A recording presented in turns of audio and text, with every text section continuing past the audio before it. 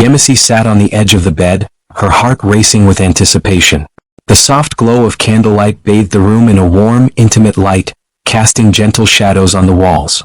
Her wedding dress, a cascade of ivory lace, lay draped over a chair, a symbol of the day's joyous events. She had waited for this moment, dreamed of it, counted down the days until she and Kunle would finally be together, bound not just by vows, but by the deepest of intimacies. But as the night drew closer, she couldn't ignore the unease that seemed to linger in the air. Kunle, usually so composed and confident, had been distant, his laughter forced, his smiles not reaching his eyes. It was their wedding night, yet he seemed lost in thought, as if a storm brewed just beneath the surface of his calm exterior. Yemisi tried to shake off the unsettling feeling, telling herself it was just the nerves of a life-changing day. She rose to her feet, her bare toes sinking into the plush carpet, and approached the bathroom door where Kunle had retreated. The sound of water running had long since stopped, yet he hadn't emerged. A knot tightened in her stomach. "Kunle?" she called softly, her voice trembling with a mix of excitement and concern. The door remained closed, and for a moment, all she could hear was the heavy silence that hung between them. Yemisi bit her lip, trying to suppress the growing sense of dread. Tonight was supposed to be perfect. But as she stood there, waiting for the man she loved to step out and join her, an unspoken tension filled the room, like the calm before a storm. And in that charged silence, Yemisi couldn't help but wonder if something far deeper was keeping Kunle from crossing the threshold into their new life together.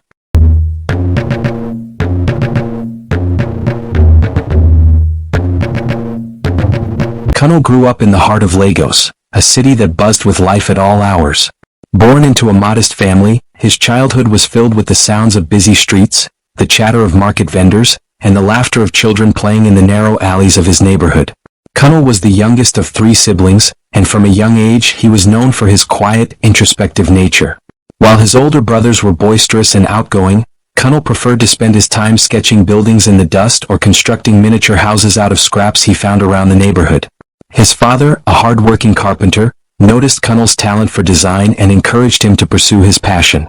"You've got an eye for detail, Kunle," his father would say, ruffling his hair affectionately. "One day you'll build something magnificent." Kunle's mother, a woman of deep faith, was the emotional anchor of the family. She was gentle yet strong, always finding ways to support her family despite their struggles. She often told Kunle stories from her own childhood, tales of resilience and hope, which left a lasting impression on him. But tragedy struck when Kunle was just 7 years old. It was a day like any other, bright and warm, with the scent of freshly fried akara wafting through the air.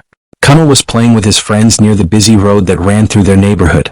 They were engrossed in a game of tag, laughter ringing out as they chased each other through the dusty streets. Suddenly, in the blink of an eye, everything changed. A car speeding down the narrow road swerved out of control. Kunle, caught in the wrong place at the wrong time, was hit and dragged for several meters before the car finally stopped. The impact was devastating. He was rushed to the hospital, his tiny body broken and bruised. The doctors did everything they could, but the injuries were severe. Kunle's genitals were mutilated beyond repair, and the accident claimed not only his childhood innocence but also his manhood. The loss was incomprehensible, a cruel twist of fate that would shape the rest of his life. Kunle's recovery was slow and painful. His parents were heartbroken, watching their once lively son withdraw into himself. The boy who had been full of dreams now faced a future shrouded in uncertainty and fear. His father, once so full of hope for Kunle's future, became a shadow of his former self, burdened by guilt for not protecting his son. His mother, though devastated, remained strong, caring for Kunle with unwavering love and devotion. As Kunle grew older, the physical wounds healed, but the emotional scars remained. The accident had robbed him of more than just his manhood. It had taken away his sense of self-worth. He became painfully aware of his difference, of the secret he carried with him every day. Kunle's interactions with others were strained, his once promising future now clouded by a deep-seated fear of rejection.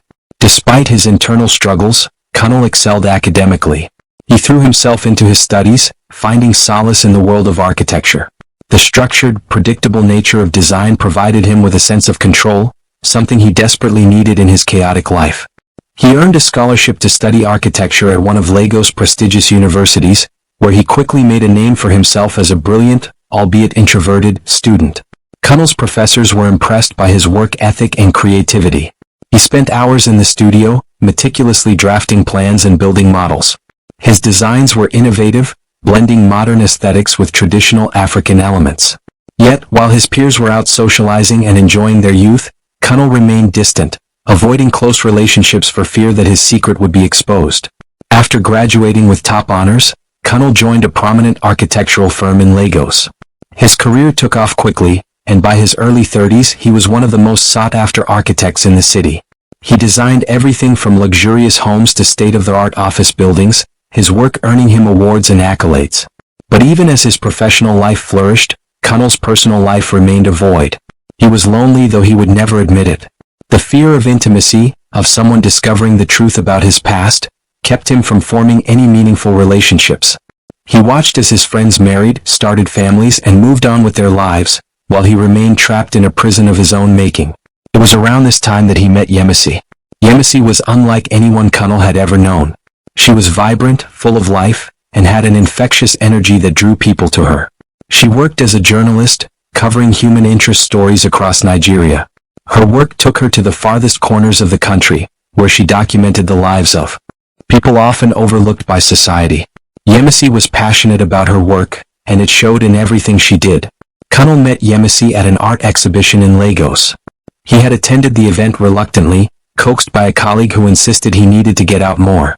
Kunle was standing alone, admiring a painting when Yemisi approached him. "That's a beautiful piece, isn't it?" she said, her voice warm and engaging. Kunle turned to find a woman with a radiant smile and bright, inquisitive eyes. "It is," he replied, a little taken aback by her directness. They struck up a conversation, and Kunle was surprised by how easy it was to talk to her. Yemisi had a way of making people feel at ease, and before long, Kunle found himself laughing and sharing stories from his life, though carefully avoiding the parts that revealed too much. Over the next few months they grew closer. Yemisi was drawn to Kunle's quiet strength and intelligence, while Kunle was captivated by Yemisi's zest for life. She brought color into his monochrome world, showing him that there was more to life than work. She would take him on adventures, dragging him out of his comfort zone and into the vibrant chaos of Lagos life. They explored art galleries, tried new foods at roadside vendors, and even attended music festivals. "Kunle, you're always so quiet," Yemisi teased one evening as they sat at a cafe overlooking the bustling streets of Lagos. Her laughter was like music, lightening the heavy burden he carried. "What goes on in that mind of yours?"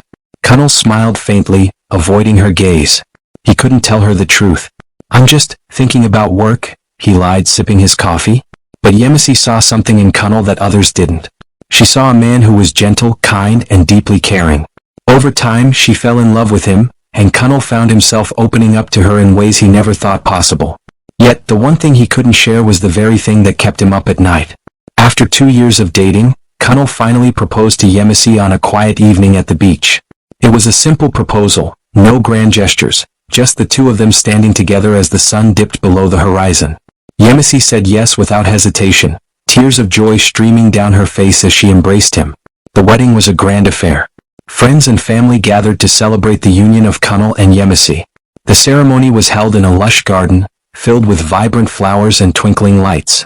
Yemisi looked stunning in her traditional Yoruba wedding attire, her face glowing with happiness. Kunle, dressed in an agbada, stood tall and proud, though inside he was a bundle of nerves. As the couple exchanged vows, Kunle's heart raced with fear. He had managed to hide his secret for so long, but now the moment of truth was approaching. The joy of the day was tainted by the dread of what was to come. That night, in the privacy of their honeymoon suite, Kunle's fears became reality. As Yemisi prepared for bed, Kunle's anxiety reached a fever pitch. His hands trembled as he unbuttoned his shirt, his mind racing with thoughts of what would happen when Yemisi discovered the truth. Yemisi noticed his hesitation. "Kunle, what's wrong?" she asked softly, reaching out to touch his face. He flinched at her touch, pulling away. "Yemisi, there's something I need to tell you," he began, his voice trembling. The words felt like acid on his tongue. I'm not like other men." Yemisi's brow furrowed in confusion. "What do you mean?" Kunle took a deep breath, the weight of his secret threatening to crush him. "When I was a child, I had an accident. I lost my manhood." The room fell silent. Yemisi's eyes widened as the truth sank in. You never told me," she whispered, her voice shaking. "I was afraid," Kunle admitted, tears brimming in his eyes. "I was afraid you wouldn't love me if you knew." Yemisi stepped back, her mind reeling. The man she had fallen in love with, the man she had married, had kept such a life-altering secret from her. Betrayal coursed through her veins, and she felt as though the ground beneath her was crumbling. "How could you not tell me?" she demanded, her voice rising. "How could you let me believe that we could have a life together, a family?" Kunle hung his head, shame consuming him. "I'm sorry, Yemisi. I thought I could fix it before you found out." But Yemisi couldn't listen to his apologies. Her world had been shattered, and she couldn't see a way forward. "I need time," she said, her voice cold and distant. "I need time to think." Kunle watched helplessly as Yemisi walked out of the room, out of their marriage and out of his life. The pain of losing her was unbearable, but the guilt of deceiving her was even worse. The months that followed were a blur of despair for Kunle. He withdrew from everyone, his once promising career now in jeopardy as he struggled to find the will to work. He couldn't eat, couldn't sleep, couldn't escape the crushing guilt and shame that weighed on him like a leaden cloak. He isolated himself, shutting out the few friends who tried to reach out to him. His family too was at a loss, unsure of how to help him. His mother prayed for him daily, but even her faith seemed powerless to heal the deep wounds in Kunle's heart. One evening, as Kunle sat alone in his apartment, surrounded by darkness, he reached his breaking point. The thought of living without Yemisi, of living with the shame of his secret, was too much to bear. In a moment of desperation, he decided to end it all. He rummaged through his medicine cabinet, pulling out a bottle of prescription painkillers. His hands shook as he unscrewed the cap, his mind a chaotic storm of despair. He poured the pills into his palm, the weight of them cold and heavy against his skin. Just as he was about to swallow the deadly dose, his television flickered to life, the sound of the news anchor's voice cutting through the silence. Kunle froze, his eyes drawn to the screen as if by some unseen force. "And in medical news, a groundbreaking procedure has been developed to restore functionality to men who have lost their genitalia.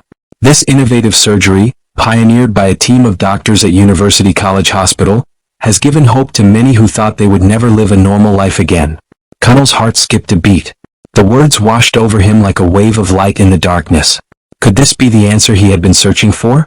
Could this procedure give him a second chance at life? He dropped the pills, his breath coming in shallow gasps as the realization dawned on him. There was hope, real, tangible hope.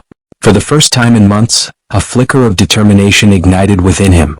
He had to find out more about this procedure. He had to see if it could save him from the abyss. The following morning, Kunle contacted the hospital and scheduled a consultation with the surgeons. The process was long and complicated, involving multiple surgeries and months of recovery. But Kunle was determined. He endured the pain, the uncertainty, and the fear, holding on to the hope that this could be his chance to reclaim his life. During his recovery, Kunle reflected on his journey. He realized that he had spent so much of his life hiding from the world, afraid of being judged for something beyond his control. But now, with the possibility of a new beginning on the horizon, he vowed to live differently. Kunle's family stood by him, their support unwavering as he went through the grueling process. His mother's prayers were a constant source of strength, her faith unshaken despite the trials they had faced. His brothers, once distant, rallied around him, offering their help in any way they could. The day of the final surgery arrived, and Kunle felt a strange mix of fear and anticipation. As he was wheeled into the operating room, he closed his eyes and thought of Yemisi. He knew he had hurt her deeply, and the thought of reconciling with her seemed like a distant dream. But if this surgery was successful, perhaps he could start anew, whether with Yemisi or someone else. The surgery was a success. Kunle awoke in the recovery room, his body sore but his heart lighter than it had been in years. The doctors explained that it would take time for him to adjust, but the procedure had restored his manhood. He could urinate, he could feel, and in time he could even engage in intimacy again. Kunle's rehabilitation was long, but he approached it with a newfound determination. He began to rebuild his life, starting with his career. He returned to work, his passion for architecture reignited. He designed with a new sense of purpose, creating spaces that reflected his journey, spaces that symbolized hope, resilience, and rebirth. Months later, Kunle decided to reach out to Yemisi. He wasn't sure if she would respond, but he felt it was important to apologize and explain what he had gone through. He wrote her a letter, pouring his heart out, and sent it off, hoping for a second chance. To his surprise, Yemisi agreed to meet him. They met at the same cafe where they had shared so many memories. Kunle was nervous, but he knew he had to face her to make amends. Yemisi listened as Kunle explained everything, the accident, the surgery, the pain he had endured. Tears welled up in her eyes as she realized the depth of his suffering.